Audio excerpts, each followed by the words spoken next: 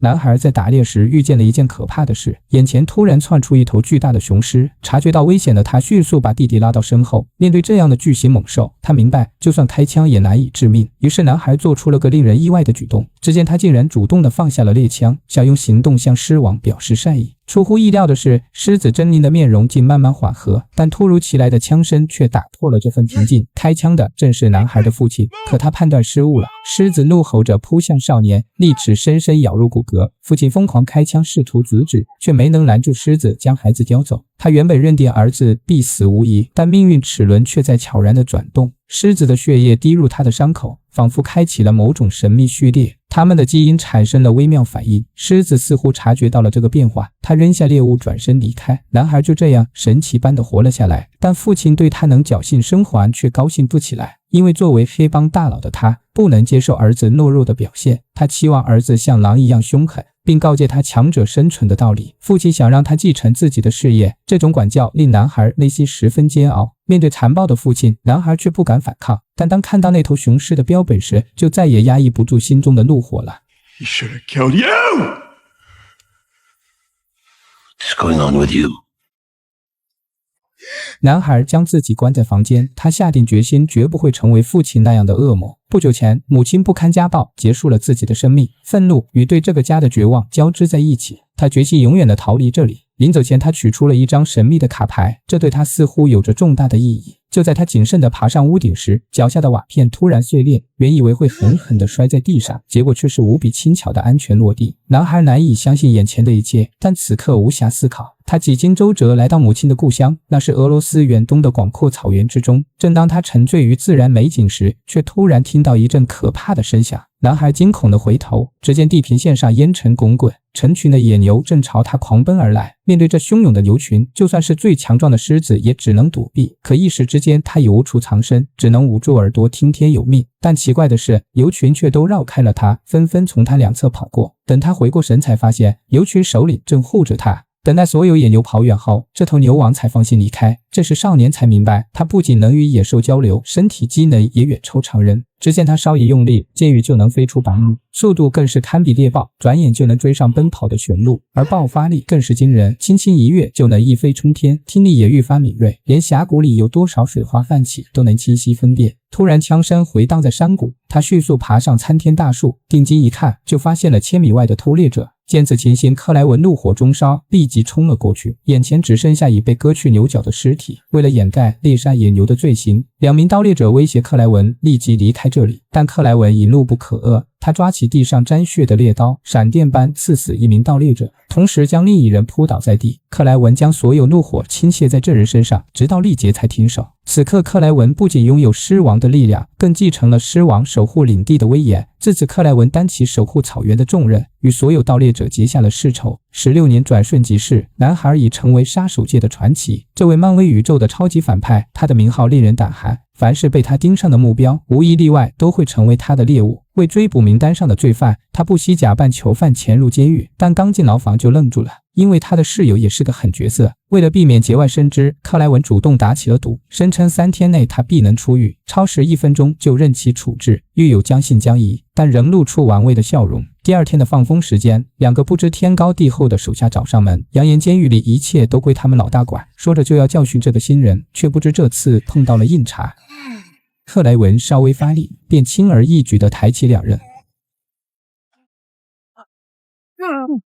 所幸警报及时响起，才避免了一场惨剧的发生。但事后他还是被带到了黑老大面前，克莱文却丝毫不慌，他心知肚明对方的底细，这本就是他此行的目的。趁他们松懈之际，克莱文突然出手，两个手下根本来不及反应，转眼间就被制服。黑老大这才察觉到危险，但为时已晚。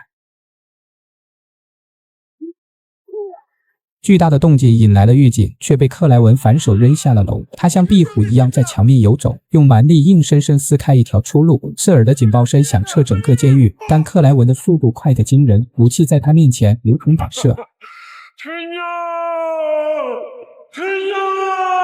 克莱文不到1分钟便成功越狱，等待他的却是更大的一场危机。狂躁的风雪顷刻间吞噬了他。在伸手不见五指的暴风雪里，克莱文很快失去了方向感。就在这危急时刻，他突然察觉到强烈的杀意，一头冰原狼赫然出现在眼前。但当克莱文发动心灵感应，狼王立即变得温顺。在狼王的引领下，克莱文顺利与接应人员会合。随后他抹去了身上的伪装纹身。当军方增援部队赶到时，只找到一具被狼群啃得面目全非的尸体。完成任务后，克莱文刚返回草原，就撞见一伙盗猎者正在猎杀野牛。他早已埋伏在车队的必经之路。这群小喽啰还想仗着人多势众，但他们严重高估了自己的实力。克莱文如同发狂的猛兽，转瞬间就干掉了一车敌人。皮卡车上的头目顿时慌了手脚，见势不妙，急忙驾车逃窜。但克莱文可没打算放过他们，暗中记下了对方的车牌。逃回基地的头目正向老板汇报，不料一支弩箭已对准了他。就这样，克莱文在猎杀名单上划去了他的名字，离开时还不忘随手关了门。他循着气味来到一位女士面前，取出那张珍藏多年的神秘卡片。劳拉这才恍然大悟，眼前之人正是当年的少年。原来当年克莱文遭狮王叼走时，劳拉正和父母在附近旅行。他随身携带的那张卡牌是临行前外婆占卜后所赠送的，据说具有逢凶化吉的神奇力量。外婆还给了他家族秘传的神秘药水，或许是命运的安排，劳拉恰巧遇见被狮王叼走的克莱文。狮子竟未再次伤害男孩，相反看到劳拉后，眼中竟流露出求助的神色。劳拉取出那瓶神奇药水，分别时将卡牌赠予了他，希望能为他带来好运。尽管医生全力救治，但因伤势过重，克莱文一度被宣告死亡。就在医生准备撤下仪器时，他却奇迹般的苏醒。为解开心中谜团，他追寻了整整16年，终于捕捉到恩人的气息。如今劳拉已是伦敦知名律师，但他的导师却在一次案件代理中遇害。克莱文告诉他已经为他报仇，凶手正是狱中那个恶徒。劳拉将信将疑地回家查证，确认黑老大已死在狱中。他再度寻访克莱文，虽然黑老大死有余辜，但劳拉不认同他的做法，更何况克莱文这是为了报恩，却不知黑老大的死讯已传入犀牛耳中。他曾是克莱文父亲麾下小兵，如今却野心膨胀，为扩张势力版图，他秘密会见黑老大的旧部，意图收归己用。然而面前这位斯斯文文的眼镜男很难与犀牛这个凶悍的绰号联系到一起。为震慑在场的众人，他断开了插在背包上的导管。只见他的手臂开始慢慢变异，手下在慌忙中连忙开枪，犀牛人中弹倒地。神奇的是，他却毫发无伤，弹了弹身上的灰尘，便重新站了起来。接着解开衬衫，从硬化皮肤中抠出了子弹头，直到重新接上导管，皮肤才慢慢恢复正常。面对如此恐怖的怪物，手下们只能乖乖臣服。大胡子约见了克莱文的父亲，假装惋惜他们老大的死亡，声称愿意提供庇护。实际上，汉斯更想收服他们为己用，但很快察觉到了不对劲。犀牛人派出的杀手突然出现，所幸汉斯早有防备，但他的小儿子吓得堵了起来。这让汉斯大失所望，他希望儿子能像个勇猛的战士，而非遇到危险就退缩。行动失败的消息传了回来，虽然怒火中烧，却也在意料之中，毕竟汉斯非泛泛之辈。手下还带了一张 U 盘，内容竟是克莱文越狱的录像，发现传奇猎人竟是汉斯之子。犀牛人大为震惊，如果他们父子联手，必将掀起腥风血雨。他派出一名神秘杀手，这人同样身怀异能，凡与之对视者皆会瞬间被其吹灭。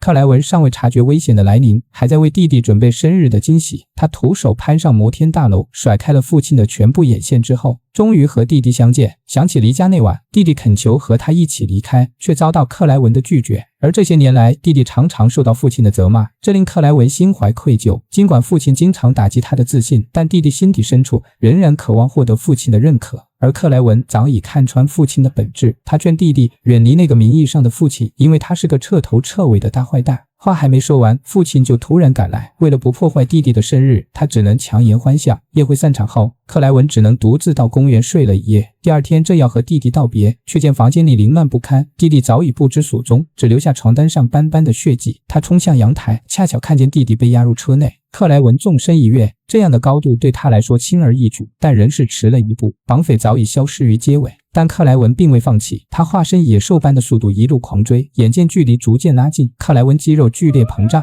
他如一头蛮牛就撞向了汽车，随即飞身跃上车底，想要破窗救出弟弟。无奈车速过快，克莱文闪避不及被甩了出去，绑匪将弟弟带到码头，然而克莱文仍未放弃，于是飞机起飞的刹那，他用网绳缠住机身，他扎起马步下压身体，企图阻止飞机升空。看见杀手亮出武器，他迅速固定网绳，敏捷的闪避子弹，捡起钢管飞身跃起，机枪手未及时反应就领了盒饭。而此时的飞机挣脱了束缚，克莱文最后关头只能牢牢抓住，但他在海面被拖行了数百米后，最终撞到浮标被甩了出去。他只能眼看着弟弟被抓走。克莱文重新寻找劳拉的帮助，希望借助他的关系网追踪绑匪的据点。虽然劳拉同意协助调查，但也需要一些时间。克莱文只好先求助于父亲，不料汉斯早已知情，并且绑匪还寄来了弟弟的断指，直接索要2000万赎金。这笔钱对父亲来说不值一提，但身为纽约黑帮教父，若他向敌人低头，也就间接宣告他的权威被践踏。即便满足绑匪要求，他断定对方不会放人。权衡再三后，他决定拒绝绑匪条件。克莱文最后的一丝希望，此刻也彻底破灭了。既然父亲要放弃儿子，克莱文只能独自去冒这个险。好在劳拉那边有了线索，他的朋友查到了绑匪的老巢。谁知劳拉刚离开，好友就遇到那个怪人，原来他早就已经被收买。但这叛徒没想到的是，任何一方在对待叛徒时都会表现出极度的厌恶。没想到绑匪基地竟藏在悬崖之上，但这难不倒克莱文。他像壁虎一样的攀爬，很快潜入了秘密基地。巡逻守卫刚现身就被暗器击中要害，他鬼魅般穿梭于敌人的身边，脚步轻的不发出任何声响。即便绑匪十分警惕，却仍然察觉不到一丝危险。但再强的猎手也有失误的时候，这也给身处的敌人拉响了警报。但他们却远远地高估了自己，片刻间枪声就戛然而止。带头的胡子男还想反抗，便被克莱文撞飞了出去。他刚要审问弟弟所在位置，却突然察觉危险逼近，一枚火箭炮急速呼啸而来，克莱文根本来不及闪避，与绑匪一同坠入深谷。爆炸引发了岩石崩塌，为了获取到弟弟的下落，他不得不以身体掩护对方。 How do you know my name? Who set me up? Who took my brother? Verino. He's killed us both now. 眼看城墙被再次炸开，克莱文来不及躲避，完全被掩埋于废墟之下。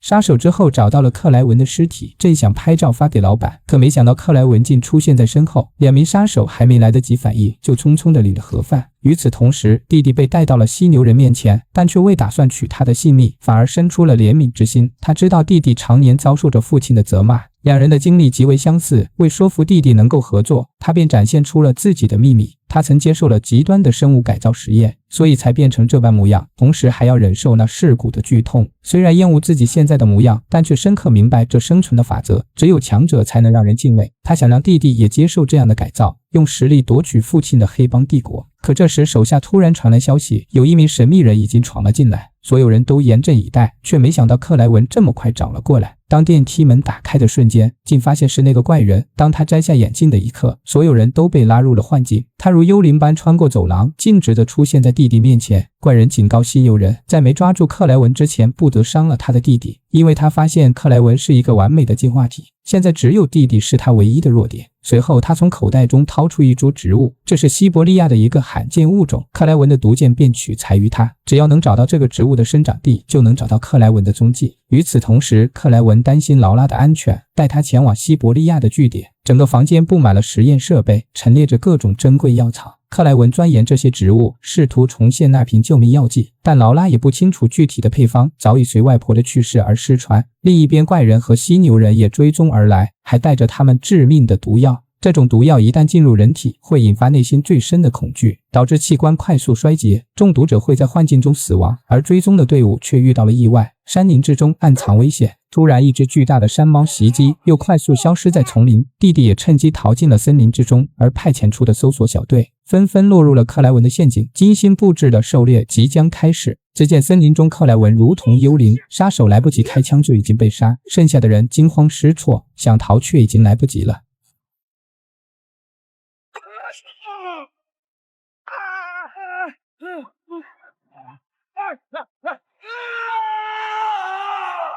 犀牛人明白那些手下已无生还的可能，他马上调遣直升机实施无差别轰炸，但克莱文凭借速度优势轻松避开了所有飞来的炸弹。正当他准备撤离，却猝不及防地中了毒箭的暗算。克莱文顿时感到天旋地转，身体不受控制地摇晃，一瞬间眼前出现无数的毒蜘蛛，他已坠入了可怕的幻境之中。怪人的低语萦绕在耳边，试图瓦解他最后的意志。虚实界限彻底模糊，他竭力反抗，但肢体却愈发沉重。趁间隙发起反击，却尽数击在幻象木桩之上，心理防线全面崩溃。当怪人正要痛下杀手之时，却被突如其来的飞剑正中眉心。在这千钧一发之际，劳拉赶了过来，看着奄奄一息的克莱文，劳拉又再次拿出了一瓶神秘药水，克莱文也最终恢复了神智。I knew you had more of that. Well, forgive me for not trusting a lunatic with my family's deepest legacy. 与此同时，犀牛人接到小队的汇报，误以为克莱文已经死了，准备带着弟弟返回基地，可他却看到了可怕的一幕。只见成群的野牛奔腾而来，犀牛人明白没人能抵挡这样的冲击，他悄悄地断开了连接的导管，身体数秒内迅速硬化，车辆在牛群面前显得脆弱不堪。此刻克莱文也追击而来，犀牛人破门就跃上车顶，克莱文抢先发动攻击，一脚便把对方踹飞了几十米。失控的车辆即将撞来，犀牛人却没有闪躲之意。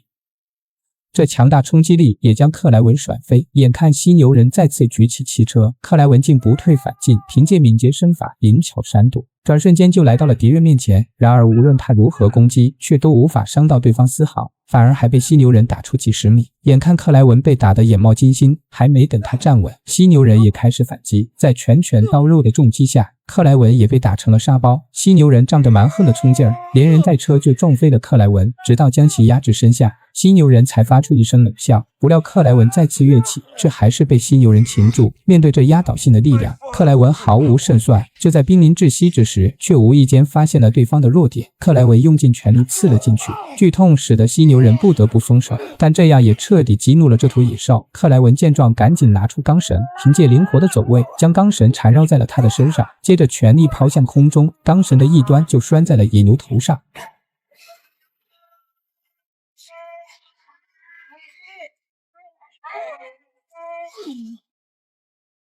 经过牛群反复践踏之后，犀牛人早已奄奄一息，再也没有了那嚣张的气焰。但事情却远未结束。克莱文找到父亲，原来当初那段影像资料正是父亲发给犀牛人的。面对儿子的质问，父亲也并未隐瞒，他早就知道神秘猎人就是自己的儿子，于是便秘密联系上犀牛人，以弟弟为诱饵设局，借刀杀人，除掉他这个隐患。克莱文听后心灰意冷，但他却不会亲手杀掉自己的父亲。就在他离开之际，森林中突然听见棕熊的吼声，父亲慌忙拿起猎枪，却发现弹匣空空如也。随着克莱文松开的手掌，棕熊也猛然地袭来。1年之后，克莱文来参加弟弟的生日宴会，他发现弟弟已不是那个胆怯的少年，他早已全盘接手了父亲的产业，这让克莱文震惊不已。他不愿弟弟重走父亲的道路。等宴会结束后，想与弟弟谈谈，却看到了令他难以置信的一幕。原来弟弟竟暗中参与了博士的人体实验，这让克莱文难以接受。曾经懦弱胆怯的弟弟，竟是暗中策划了整个事件的棋手，就连克莱文也成为了他的棋子。这狡诈的伪装者已然成为了灾难的本身，或许在不久的将来会掀起一场前所未有的灾难。